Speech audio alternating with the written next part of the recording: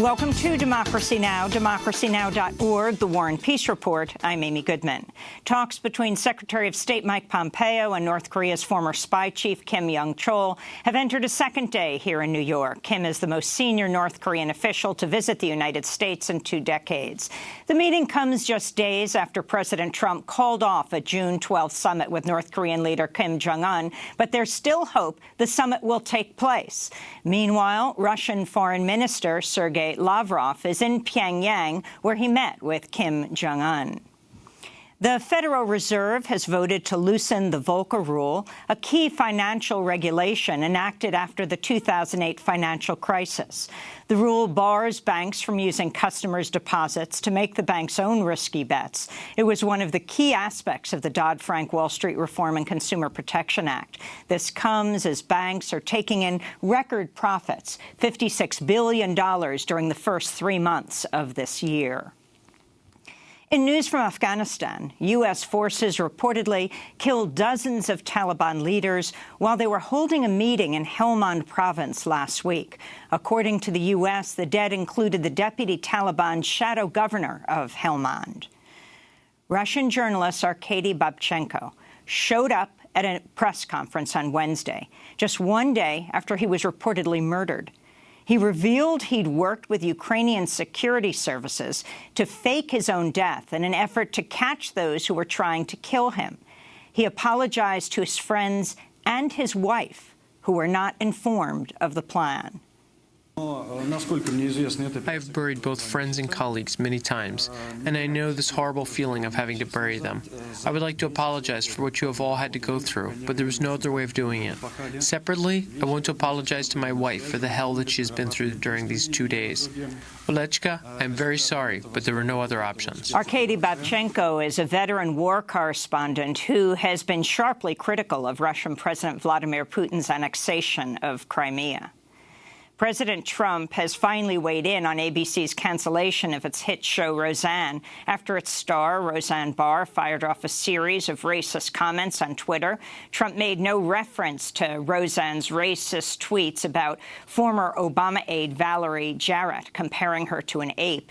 Instead, Trump criticized ABC for never apologizing to him about what he described as the horrible statements made and said about me on ABC, he said. Meanwhile, Roseanne blamed her comments on sleeping pills. She said she was, quote, Ambien tweeting. In response, the drug's manufacturer said, quote, racism is not a known side effect of our drug. In related news, the cable news networks are facing criticism for spending far more time covering the Roseanne story than the stunning new Harvard report that found at least 4,645 people died in Puerto Rico due to Hurricane Maria. That figure is 70 times higher than the official death toll.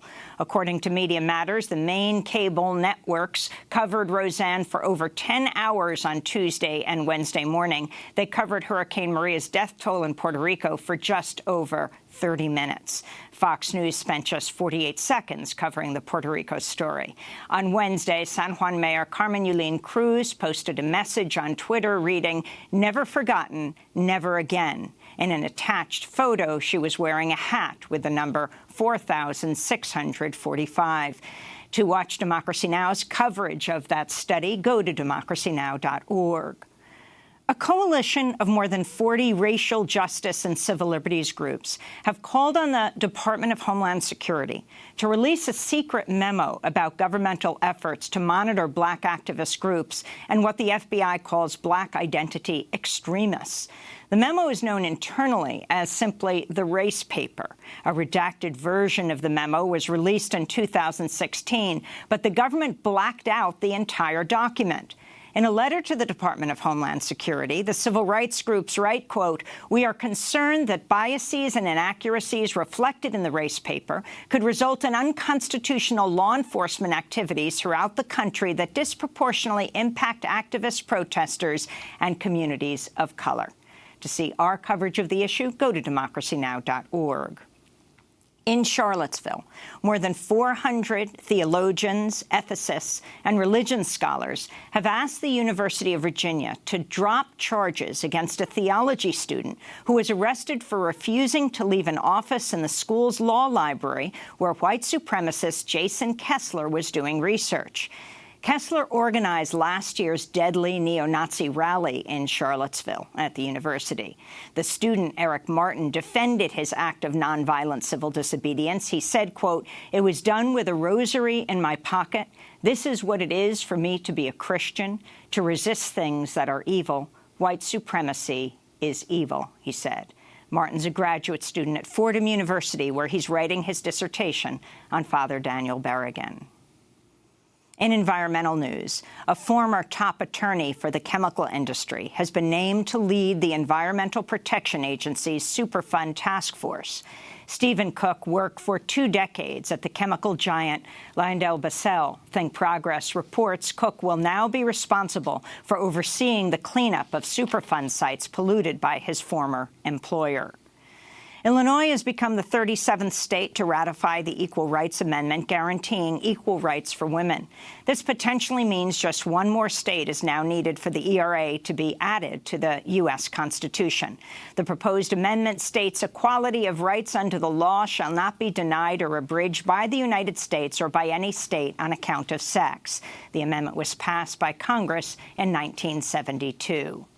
Here in New York, Harvey Weinstein has been indicted on charges of rape in the 1st and 3rd degrees and a criminal sexual act in the 1st degree. If convicted, he could face up to 25 years in prison. The movie mogul was arrested last week on charges related to 2 women. A total of more than 100 women have accused him of sexual misconduct. Weinstein is expected to plead not guilty. At the White House Wednesday, a 13-year-old student reporter named Benji Shukran took part in the White House press briefing. Press Secretary Sarah Sanders briefly choked up while answering his question about school shootings. We recently had a lockdown drill. One thing that affects mine and other students' mental health is to worry about the fact that we or our friends could get shot at school. Specifically, can you tell me what the administration has done and will do to prevent these senseless tragedies? I think that as a kid and certainly as a parent, there is nothing that could be more terrifying for a kid to go to school and not feel safe. So I'm sorry that you feel that way.